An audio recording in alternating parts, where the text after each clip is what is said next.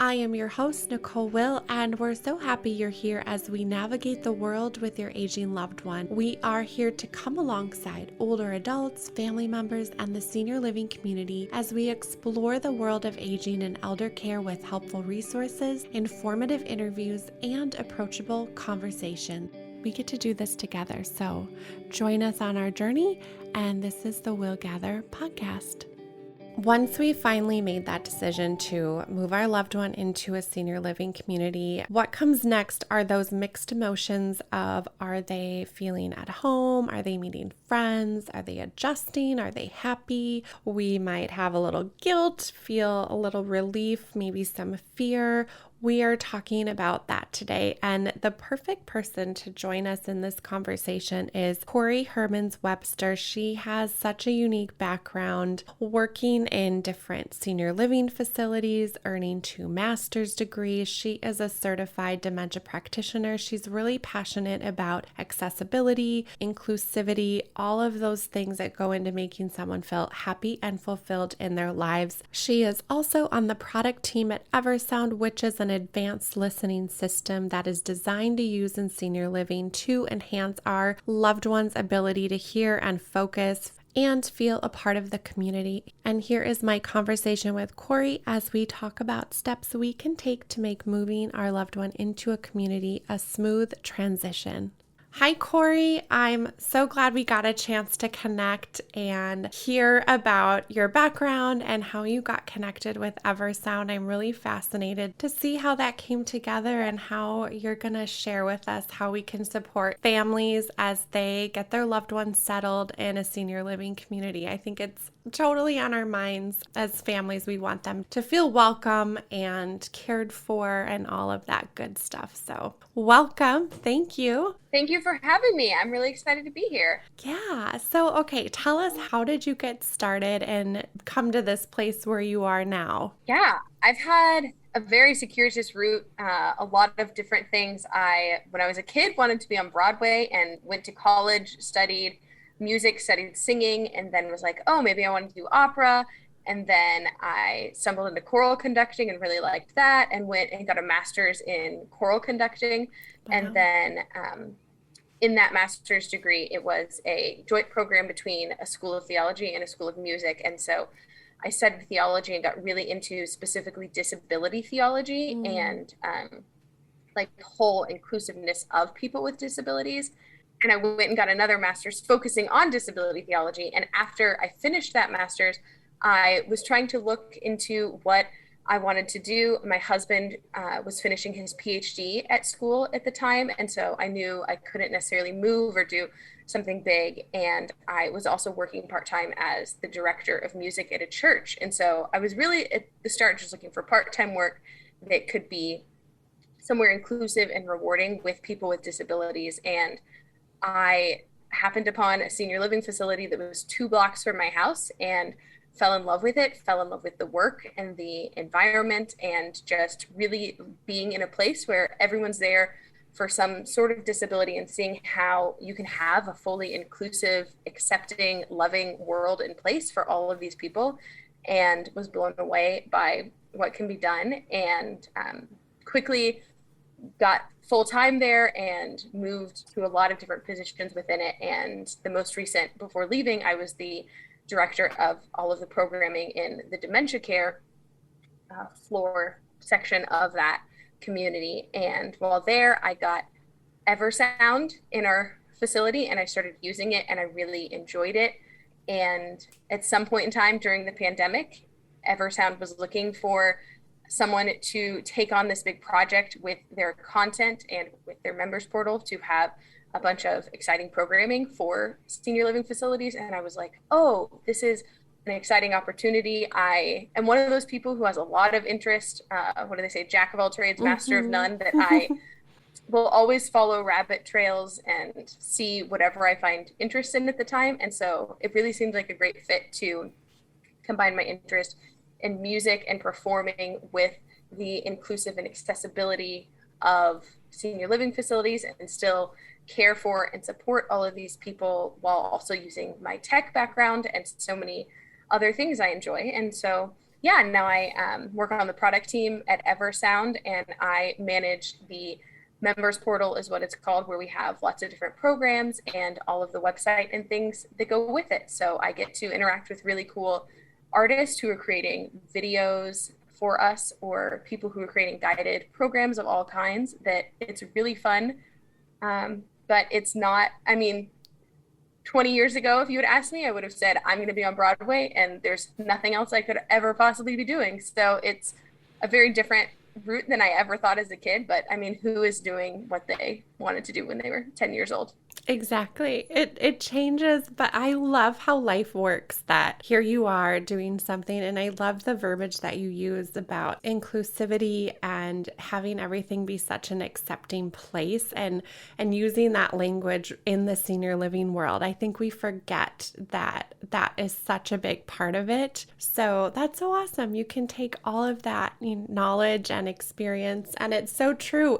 We have to be a jack of all trades to be working in this environment, because we're called to do so many different things and come up with so many different ideas. So it sounds like you are in the right place. And for people that don't know, can you really quickly, and we'll kind of get into it more as we talk, but what is Eversound? Yeah, so Eversound is a hearing solution for senior living facilities. We have these Bluetooth listening systems that can connect to anything, your TV, a microphone, multiple things at once, to guide programs to make sure everyone can fully participate, because they can hear. Because one of the biggest reasons that people aren't participating or are being left out of programming is that they can't hear the program, so they don't know what's happening. And so we have all of those listening systems. Alongside that, we have a huge portal that has a lot of videos and printouts and activity ideas and guided programs. There are everything you could imagine is located on the portal. You can have grab and go things that you print out and instantly can play a trivia game. There are videos that you press and play, ways to do dual programming, so many things that it's kind of like an all-encompassing one-stop shop for everything you need for your senior living, to make sure people are included and enjoying and fulfilled with their day. You're the perfect person for us to talk to today to answer the question about how families can feel really settled and have a lot of comfort knowing that their loved one can be moving into a senior living community and feel at home, and different ways that we can really make sure that happens. I hear a lot from families, and they talk about how they're worried, but they're hopeful because they know that they're going to be in a new environment that is going to hopefully set them up for success. But there's also a lot of mixed emotions. We in our personal life have a family that we love, that there's some guilt and fear involved with that decision of, am I making the right decision?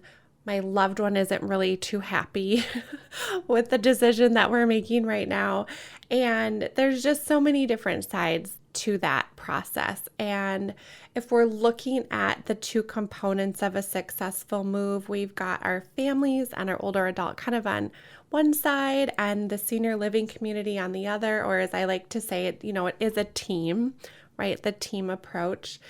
And how can we make that a smooth transition? So we'll kind of get into those details, but what's your experience been with that in general, that situation? Have you had to face that? Yes, I would say it's hard for every family, and there's different reasons why, but one of the most important things is having an open heart to the process and really paying attention and assessing what is the best for your loved one. I'm sure people have heard many times, it's used all over senior living, the different dimensions of wellness. And depending on who you talk to, there's different numbers. But I think looking at those, and the most important ones for me are physical, emotional, social, spiritual, intellectual, and making sure they have some sort of purpose, which was formerly their occupation when they were working. But looking at those different dimensions and saying, how are they fulfilled here at home, and how would they be fulfilled in a facility? Because there's some things that they maybe are very emotionally happy at home, but you can't give them the physical and health needs that they need. You can't give them all of the social or intellectual needs that they have, because they're not leaving the house. And so looking at all of those different things, and it also helps you choose a facility, because when you go into the facility, you can see okay, how would their social needs be fit here? Or how would their intellectual needs be fit here? And so if you look at it in an all encompassing way and compare what you're giving them now and what they can get in a facility, it really helps you see how it can be better and really good for them. That's such a great way to look at it. And it kind of defines and clarifies for family. Okay, if I'm looking at these different components, what are we able to successfully do and what do we need support with? It makes it more clear. Yes, definitely. It's really hard when you are making such a big transition, especially if no one in your family has ever been in a senior living facility of any kind, or you don't have any friends and there's not a lot of guidance. A lot of doctors don't necessarily know. They might have a few patients who are at one, but it's hard to figure out where to start because there's not, you can't just get a how-to guide that tells you everything you need to do. It's unique to every situation. And yeah, it's not a one size fits all. It's not. And I think that's the most challenging part is there are so many different things that come into play and it's so individualized based on the family, based on the older adult, based on location, right? What state we're in, what country we're in. It's so varied. If we have to essentially, because it is so varied, define it a little bit, what are some steps that families could take as we look at setting up for that successful move? Yeah, I would say location is probably the first one to look at. Location to family members. So look at the children of the aging adult who will be in the facility. How easy is it for you to get to them, to visit them? How frequently can you make that visit? Because it might be, they might love New York City and they might want to live in Manhattan, but if you live 2 hours outside of the city, it's not easy for you to get there. But also with location, another thing to look at is how easy is it for them to get to their doctor or other health appointments that they will need? Because if you are moving them from the city where they were to be closer to you, will you have to get them a whole new care team? Will you have to set all of that up? And that's one thing to make sure that it's easy to figure out, because some cities have great public transit for people with disabilities where they can very easily call someone who will drive them. Some places you're going to have to drive them to their health appointments. Some communities do a really great job at making sure they're taken directly to every health appointment. And some communities are next door or attached to hospitals, so they don't have to go anywhere. It's right there. And so those are all factors you have to look into, is what is closest to you and what will be closest to their needs, to make it easier on everybody involved. Previously, I had mentioned that there's a lot of mixed emotions that go along with that new move and getting our loved ones settled. Can you speak to that? What do you find and what can we do to make that a little bit easier? Yes, this is the hardest thing on the families, is the emotions, and especially guilt is a big thing.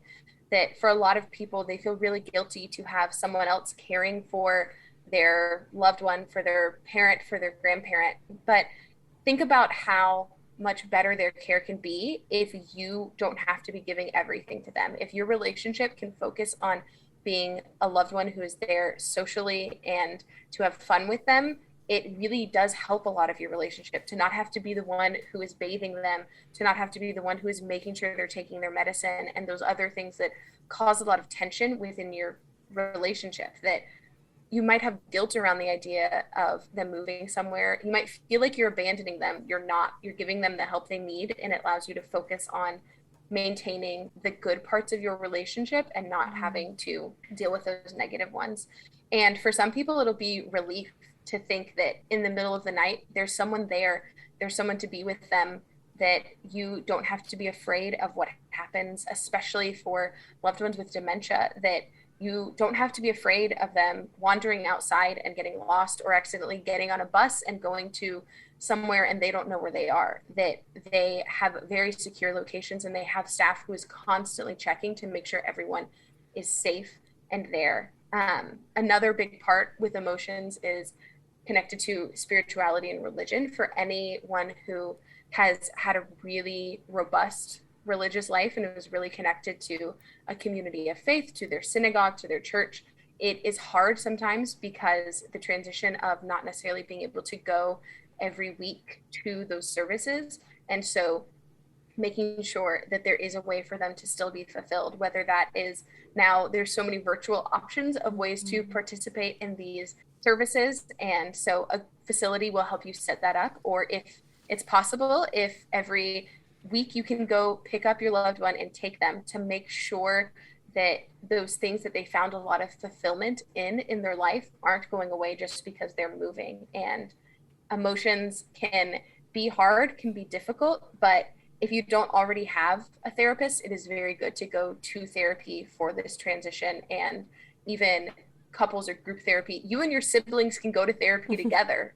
There's no reason you can't do therapy to really figure out. And also, if you're stuck at what to do, that can be a great mediator to help you decide what the best decision is for everyone involved. That's a great idea. Group therapy with the whole family. I think more of us need that.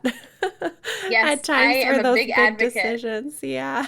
Yes, everyone, therapy always helps. There's not a way it's going to harm. It's going to help you get emotions out. It's going to help you process. And it's also going to help you figure out things that you didn't even realize you were harboring, and some of the pain that is there, especially with your parents. If you're putting your parents in a new location, if they're moving, there might be something really deep down that you don't even know what it is, that a feeling is related to something that happened in your childhood or to another family member, and you don't have the words or a way to really process or understand it. And so having therapy will help you figure that out. And also therapy for your loved one, for the older adult who's going into the facility, it can help them a lot in the transition too. Yeah, I'm really realizing the more I read and learn about things, just the tie that we have with things in our childhood that we have to work through with our parents and our loved ones, and how it can show up later in life, and just the importance of being able to address some of that. And I think you mentioned it before when you talked about how that the relationship actually can improve when you're not having to be responsible for some of those tasks that could put more tension on a relationship. To look at it as the positive of that, of you might be letting something go, but you're gaining so much more. Yes. When you think about now, if they're living with you or if they're living alone at their home, and every time you visit them, there's some sort of fight or altercation, there's tension there because they want something a certain way, or a lot of times what we see is stubbornness because they've been doing something for themselves the entire time, and they're like, I have been doing this for 80 years. There's no reason I shouldn't be able to wake up every morning and cook myself an omelet. That you don't have to be the one having those confrontations. And so every time you see them, it's joy, it's happiness. You can have happy moments. You can focus on playing games with them, watching shows, talking about stories, sharing photos, just having really happy memories. And those more difficult moments around meals or medical care can be provided by professionals who really know the best way to deal with those situations. Yeah, so true. Looking at each senior living community, and again, we're speaking with the broad perspective because we know people are in different situations, but what role can they play in the people that work there before that move happens, during that transition, and once people get settled? If you could talk about what have you seen to be really successful? I would say communication is the biggest thing that makes things good and the biggest thing that makes things bad. The biggest factor is 100% communication. Making sure before moving, you can, if you can go visit, go talk to the executive director or the director of the floor or unit or area or building, whatever language is used in the community, in the facility. Go talk to them. And so say, okay, my loved one's moving in. What do you need? Because making sure that not only are you regularly checking in, but that people know who you are. When I was in a memory care community, thinking about the families who came to visit the most, the ones who were talking to us were the ones we loved and really liked and cared about. And so making sure you know not just what does my loved one need, but getting to know the people who are caring for them every day, because you grow incredible relationships with them. If you think about it, these staff members are with for 40, 60, 80 hours a week, they're with your loved one. And that's a really strong bond that can be formed, especially for someone with dementia who is needing that routine, who sees the same person every day, that those are really strong relationships. So you should get to know those staff members and don't feel awkward about asking questions, about trying to get to know them, figuring out their background or their family, to know where they're from. It's joy, and it's also something that, as a former staff member in a facility, I appreciated when they took time to get to know me. One of the things I thought we could talk about too that speaks to that is families that move their loved one into a community don't necessarily know, and understandably so, all of the inner workings or all of the different departments that support a large community. Letting people know, okay, what are those different departments and roles in a senior living community? Because I think then it can help direct maybe where those conversations need to take place. Yes, definitely. So every community is different. Every company has some different things, but the big ones are dining services, or food, or the kitchen. There's a lot of different names for it. The programming, life enrichment, activity department, the nursing, and under the nursing, there are also the certified nursing assistants and the care team.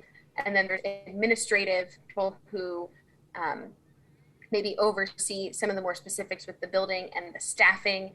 And they're the ones who are going to be able to talk to you about scheduling, especially in some places. Eventually, your loved one might need a one-on-one companion, which is something that really happens with people who have dementia, that if they are prone to wander, or if they're prone to get themselves into difficult situations, that one-to-one staff person is necessary, that the administrative department is going to help with that.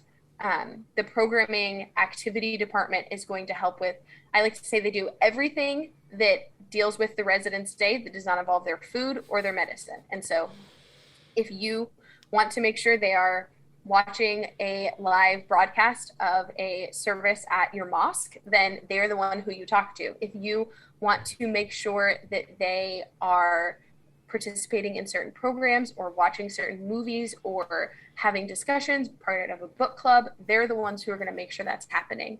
If you have, if your loved one has food allergies or has really strong preferences about something, then you should talk to the head chef in the facility and talk to them and say they get an upset stomach if they eat dairy, or they love chocolate ice cream, but you have to limit them because they're pre-diabetic. And so there are things that all the departments are talking to each other, and anything that's in their medical record, the nursing team's going to know about. But there's a lot of gray area in there, because it might say someone is lactose intolerant, but there are varying degrees of that. Can they do okay if they have a little bit of butter? Are they allowed to have dairy at times, or is it they can't have a tiny bit of dairy at all, or they will be really sick? And so making sure these specifics that you know about the older adult in your family, that you're communicating with them. And if you're ever lost, just ask and say very honestly, I don't know if you're the person I should be talking to about this. If I'm not, who should I talk to? Because they will direct you to who you should talk to. Yeah, that's a great point, that everyone is there to make sure that that transition goes well. And all of those details and that communication is going to even help that transition be even better for your loved one. Yes, because there are so many variants and things that your loved one might have to take their medicine in a certain way, that they might not be the best at swallowing pills. And so maybe there's a trick you've always done to get them to swallow pills. Make sure that the care team, make sure that the nursing department knows about that, because they're going to use the standard practices they've done, where they maybe hand them a pill in a small cup of water. And if that's not how it's going to get them to take the pill, you have to make sure you tell them. And there's nothing too small to be included. When you move someone into a new community, there will be a ton of paperwork you're given. You will get so many forms to fill out. Really take your time and make sure you fill them out, because as a former programming director, there would be a huge packet that in that would have you tell me their favorite foods, their favorite movies, their favorite books, their favorite type of music, all sorts of things that help me know what I can schedule in their day that'll make them feel more fulfilled. And only about 20% of the families actually filled that out. And so I wouldn't know.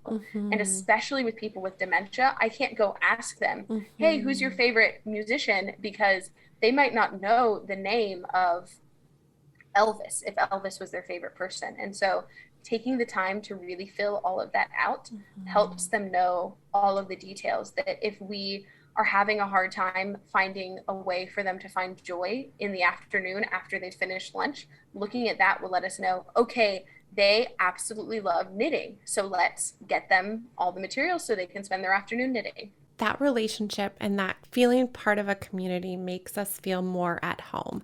And those little details, especially with that activity and life enrichment and life engagement department, is so important. It really is. I always think of it as it is those pieces of your day, like you said, that really aid in making you feel like your individuality is being honored and giving you that purpose, which is so important. So in partnership with families, what tips, and you really just talked about one, would you give families and new residents to feel at home? Part of it is sharing as much information about their preferences as possible. Any others you can think of? I would say for the first few days, you have to choose one approach. You either have them there, make sure their apartment is set up, their room is set up, and then you don't visit for a few days to really let them get settled, or you're really hands-on at the beginning. You kind of have to cut the cord and let them go for a little bit and give them time before you visit, or you have to be there a lot. And if you're choosing to be there a lot, make sure to go to programs with them. Don't just sit in their apartment with them every time you come visit, because if you're doing that, you're reinforcing the idea to them that they should just stay in their apartment and watch TV or read a book in there. So look at the calendar of what programs and events are happening and say, oh, there's going to be a discussion about this movie. Let's go join that. Or, oh, let's go play this trivia game because it sounds really fun. Or you love this baseball team. That game's going to be playing on the TV in this room. Let's go watch the game together. When you visit, don't feel like you have to come up with what you're going to be doing for the entire time you're there. You can take your loved one to the programming department, to the programs. And if you do the approach of getting them settled and cutting the cord and not visiting for a little while, when you come back after a few days, once they're settled, make sure you are still going to programs with them. Make sure you're taking them out of their room. Show up at meals, eat in the dining room with them, get to know some of the other residents. I still fondly think about the loved ones, the children of the residents who would come visit, and they knew every other resident's name because they were there multiple times a week, and they would leave card games. They would leave poker games sometimes, and there'd be 5 or 6 residents who would join in, and it would be really fun and enjoyable because they were fully participating in that life. So true, to be open to those great relationships. I agree. I still have lifelong friendships with a lot of the families that I got to know and the residents that I got to work with. It's such a big part of life in a community, is that whole approach, whole family. And now time for an ad break. So I have to tell you about my friend Jimmy Zolo and his new company, Joe and Bella. Our paths had crossed, and I'm so glad that they did. Jimmy is passionate about older adults. He told me that after both of his grandparents moved into a care community, his family's world has turned upside down, and they really became caregivers overnight. As you know, being a caregiver to someone close to you can be overwhelming, and there's so much to manage, like making sure your loved one has all of the products they need, keeping things stocked when things run out. And Jimmy's family also had that same problem. They were scrolling through all of these product reviews online, unsure what would be the best to purchase. It can be really time consuming and frustrating, and he wished there was a simpler way to shop for his grandparents. Jimmy decided to launch his own business to solve this problem. He founded Joe and Bella to make shopping for older adults simple. They carry everything from comfy shoes to creative gifts, even toiletries that can automatically be reordered, and technology that makes caregiving easier. And what I love, and I know you guys will too, is that each and every product on Joe and Bella has been carefully selected by caregiving experts. Jimmy is giving an exclusive offer to listeners of this podcast. You can use promo code GATHER to receive 10% off your first purchase at joeandbella.com. That code is GATHER willGather for 10% off at joeandbella.com. What do you recommend in terms of making new residents feel welcome and at home? So I would make sure you are seeing what everyone else is doing in the facility and how in their community they're setting up their apartment. In one of the communities I was in, they had window boxes that would be outside the door where you could put memories. And so a lot of them would have their wedding photos or photos of their children when they were in school or just really happy moments there. And when setting up their apartment, think about what their home was like and make sure you are bringing things you can. And a lot of them, you're not going to be able to bring the bed they want or certain chairs or tables because there are medically necessary items for them to be in.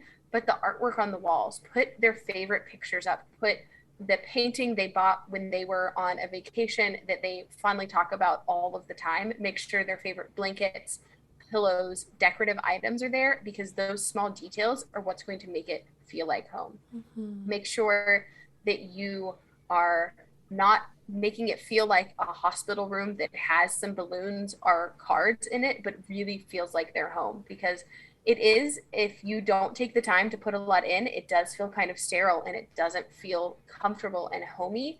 And so take that time to make sure that you are putting all of those personalized details into their room. We have so much focus on communication and relationships, but it can be super challenging if we have some impairment, whether it's mobility or loss of hearing, eyesight, things that make it really challenging to connect. What are some good options to help overcome this or fight some of that isolation? Yeah, I would say one of the biggest things is making sure that you are getting your loved one out of their apartment. And so go with them to things, make sure that they're eating in the dining room, make sure they're participating in activities, but really try to isolate and figure out what the specific pain point is. Because if they need a walker, but after a few hours of using the walker, their hands are hurting or they don't want to keep using it, maybe then you need to get a wheelchair. Or if they are using a wheelchair and they are still really fighting to be independent and don't like asking for someone to help move them or moving, and they're trying to move themselves and scoot their feet or move their hands on the wheels every day, maybe you need to look into getting a motorized wheelchair. Or if they have some sort of hearing loss and they're refusing to wear their hearing aids, look into if your facility, if the community has Eversound that is designed to overcome the isolation that is associated with hearing loss. Make sure to really think about the specific disability or pain point that exists. If they have really bad anxiety around meeting new people or leaving their apartment, figure out how you can help them work through that. And maybe it is that they need therapy, but maybe it's something much easier and smaller than that, such as taking time to get to know people in the facility and making sure they have a friend and helping them introduce and get to know other people. We're hearing a lot from communities right now that they have residents who are afraid to leave their apartments, who are afraid to leave their rooms because of COVID, that in the facilities where everyone's vaccinated, they don't want to leave because they're still so afraid, because for 18 months they've been told, stay in your room, you have to stay here, you have to be safe.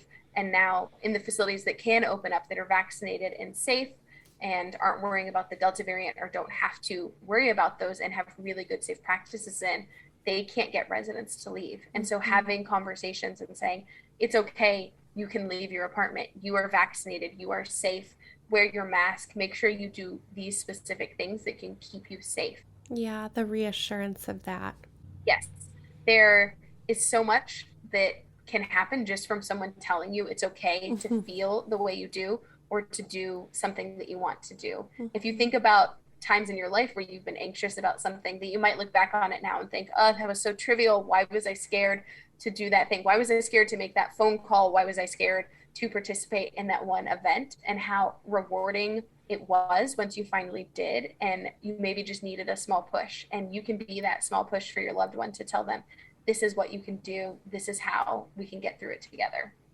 Yeah, sometimes we do. We just need that little bit of extra encouragement. And I think, too, the safe place to even voice a concern just to like get it out of our mind and then hopefully overcome it and move forward a little bit. And that right there is one of the reasons to make sure you have good relationships with the staff in the facilities, because some residents might not feel comfortable talking to you. They might not feel comfortable talking to their children about something they're feeling, but they will tell the stranger who they just met 2 days ago, who they've spent time with in the community, so much. Mm-hmm. The number of stories or things that I was told, or like really honest truths that I heard from residents that they wouldn't tell their children, that it was important then for me to honor the confidentiality, but also to let the families know the important things, that like they're having a lot of anxiety around this, or Mm-hmm. it would really help them if this happened. And so if you have those good relationships and that open communication with the staff in the community, they will let you know when a conversation like that happens that is really important. We're seeing other facilities in different parts of the country have to have COVID restrictions. So, if that comes into play, how do we safely communicate with our visitors, with our loved ones? I know that there are things can do. Can you share that with us? Yeah, there's a lot of things you can do. It's hard for a number of the older adults who aren't as comfortable with technology, because we think about a lot of people who have gotten way more comfortable with Zoom and FaceTime or other virtual ways to participate. And so if your loved one doesn't know how to use those yet, figuring out what you can get that makes it easy on them. There are devices such as, I know Amazon has some smart devices that are like the Alexa Echo device, but it has a little screen TV with it where you can pull up on your phone and you can press drop in, and all of a sudden you're having a video chat with your loved one and they don't have to do anything. You can do all of the settings and control it from your phone. And so as long as they're there, you can talk to them. And so all you have to do is make sure that they're in their room at that time. Or if your facility has the resources, there are systems specifically designed by Eversound to combat and deal with this. The headphones have a range of about 300 feet. There's more or less depending on what the walls are made of, but they are ways for staff to lead a program where everyone can be safely in their room. So a staff member can go up and down the hall calling bingo numbers, and you can have the bingo card in your room and still be participating in fun, or listening to music together, playing a trivia game. You can do so many things while still being safe and apart. And the headphones can go through glass. So if you can't visit in person and come inside the building, but they have a large window, you can sit outside and have the headphones and talk to them through the glass and see their face and still communicate with them, and they will be able to hear you. Oh, that's great. Such a great way to connect. I mean, the things that we can do now, it's so impressive. It really is. It's so amazing. There are incredibly creative ideas we've seen coming from people. I don't know if you've seen any of the videos that there was one last winter of a facility where they were deer hunting, where they had their staff put on like little antlers and run around, and the residents had like Nerf guns and they were shooting to do them. There's so many creative things like that where the residents don't have to be right by you. They can be 6 feet away and still be playing a fun game with you. There are incredible ideas we've seen. These people are coming up with the most creative things you've ever seen, but they are also exhausted. If you think about the impact that COVID has had on the healthcare industry and the nonstop work for 18 months these people have been putting in, and we hear a lot of conversations around doctors and nurses in hospitals who are in ICUs or emergency departments, but there's not enough focus, I think, around the staff members in these facilities. And so many people are being burnt out, and so many people are leaving the profession of something they loved, and who knows if they'll ever return, because it's really hard to have to do so much of this work. And you can make it so much better for them by being kind to them, talking to them. If you know you're coming to visit your mother and you are going to pick yourself up some coffee, maybe bring a large thing of coffee for them, or bring a dozen donuts. Bring something to show your support and to show a way you care about them.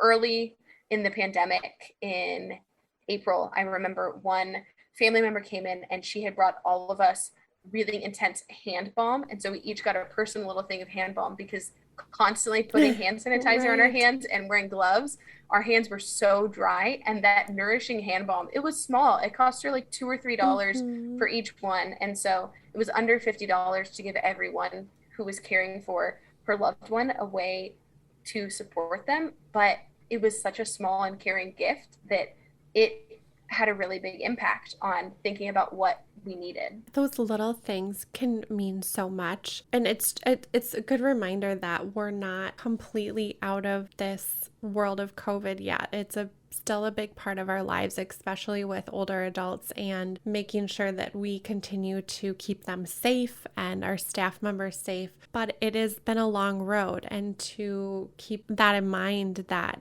it's a lot, and just those little gestures of thankfulness can go a long way. Yes, they can go a really long way. And those are things you can do for your mother, for your father, for whoever's in the facility. If you know your aunt loves peonies, see if you can get some delivered to her room. If you know there's a certain item of food or something she really likes, see what you can do to be sent to them to let them know you're thinking of them, even if you can't physically be there. Those small acts of kindness don't have to be only for the staff.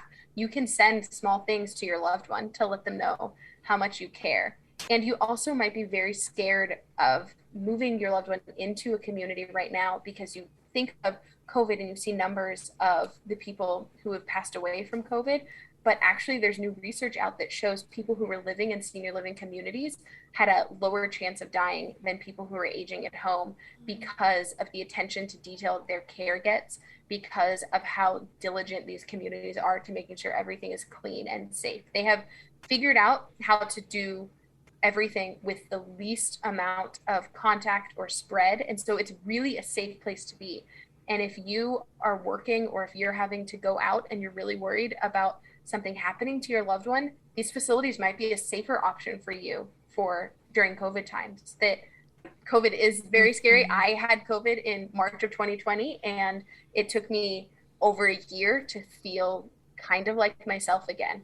And I know how hard it can be, but your loved one's going to be so much better in that facility where they have 24/7 medical care. A certified nursing assistant is there all day to watch them and to take their temperature and to check on them. There was a resident in the facility I was in who was 99 years old when she got COVID. She had survived the Spanish flu, and she survived COVID because she had such diligent care.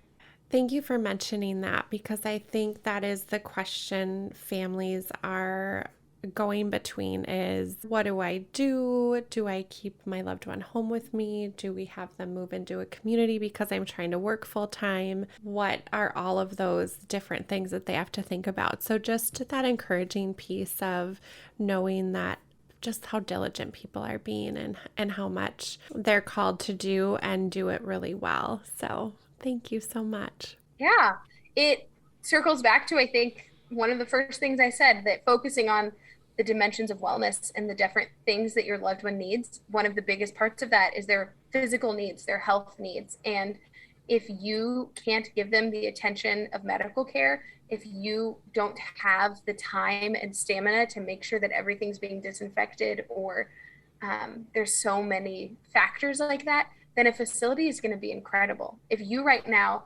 are at home trying to work a full-time job from home, care for a child, and care for your aging parent, it is a lot. It is too much. That is 3 full-time jobs that you are trying to do. And so having them move into a new community can be really helpful for them, because it can give them some freedom, it can give you some space, and it can really restore a lot in that relationship. Yeah. And with your background, right, in life engagement, you've probably seen so many positive things that have happened when people are successfully engaged in purpose. What do you have, is there like a favorite story that you have where you're like, yes, this was like such a win? Yes. I think about one of my favorite residents, who at times could be one of the more challenging residents. She had dementia and was very strong-willed, but that's also one of the things that everyone loved about her, because she knew what she wanted. She wanted to sit outside in the sun 10 hours straight all day and drink coffee. It's hard to get her to drink water and so many other things, but she was so fun. And one of her daughters came to visit multiple times a week. And I always thought, wow, they have such an incredible relationship. They must have been so close their entire life. And then I found out that they didn't get close until about 5 or 6 years before that. She had been moved into the community 9 years prior, and the doctor thought she would live for maybe a year. She lived for another 10 years after she moved in, and that relationship was restored. They were basically estranged, but because of the opportunity, because of the ability to be with them and have such a different relationship, they became close and were very good friends. And sure, there are certain aspects that maybe they didn't know. And with the dementia, that there are a lot of things that they didn't remember, but it does provide an opportunity for some of those harmful memories to be erased, because your loved one doesn't necessarily remember one of those really big fights or a huge personal belief disagreement that maybe put a really big tension onto your relationship. That kind of goes away. And also we see as people get older, they stop caring about a lot of those small things. I always say you're going to know exactly what a resident is thinking because they will just tell you. They don't spend time with a filter. And so you really do get the opportunity to restore that relationship. And it was incredible to see these two, this mother and daughter who had a beautiful relationship, and to know that 15 years before they weren't speaking to each other. Oh, I love stories like that. Gives us hope for sure. Yes, it gives us so much hope. It lets us know when you think about the fights you might be having with your loved one, and that once things are settled and once they're really comfortable and a lot of those pain points are taken away, once their medical needs are met and so many other things, it gives room for you to really focus on just enjoying each other's company. Yeah, being able to connect. This has been so great. Where can we learn more about the engagement piece and Eversound? I think as families are maybe bracing for needing to communicate more effectively, I think that could be super, super helpful. So I want to direct people on where to find that. Yes, they can go to eversoundhq.com, and Eversound is spelled just like it sounds, Ever, EVERSOUND, HQ.com. And we'll also include all of that in our episode description so people can scroll up or down. I never know. What is that? Up and they'll be able to read and find all about it. So thank you so much for joining me today and talking about, I think, such a realistic and personal topic for people. Know that they're not alone. Yes, thank you so much for having me. I was honored and glad to be here and to share and talk with you. Thank you for listening today. If you enjoyed our episode, please subscribe and give us 5 stars. In all honesty, we'd love to hear from you. Thank you so much for listening to our episode.